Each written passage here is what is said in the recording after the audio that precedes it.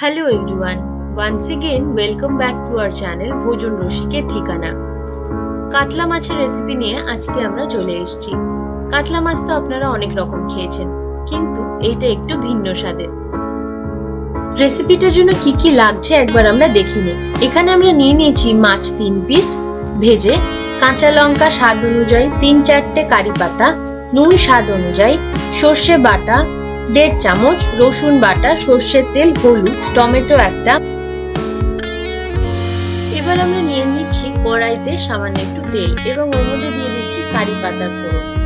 কারি পাতাটা দিয়ে গন্ধ বেরোতে থাকলে আমরা এর মধ্যে দিয়ে দিচ্ছি কেটে রাখা টমেটো, দিয়ে একটু নেড়ে নেব। টমেটোর মধ্যে একটু যাতে তাড়াতাড়ি সিদ্ধ হয়ে যায় দিয়ে দিচ্ছি সামান্য একটু নুন, হলুদ ও রসুন বাটা, দিয়ে মশলাটাকে সামান্য একটু কষে নেব। কষানোর পর এর মধ্যে আমরা দিয়ে দিচ্ছি সর্ষে বাটাটা।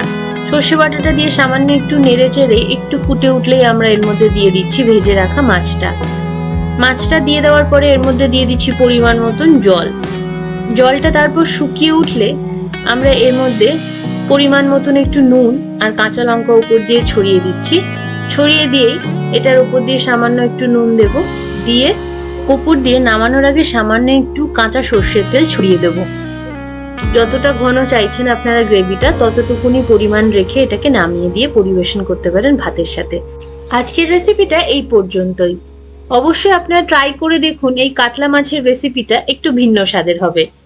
অবশ্যই আমাদের জানাতে ভুলবেন না রেসিপিটা কেমন লাগলো। Please like, share and subscribe to our YouTube channel ভোজন রসিকের ঠিকানা for more videos. Thank you.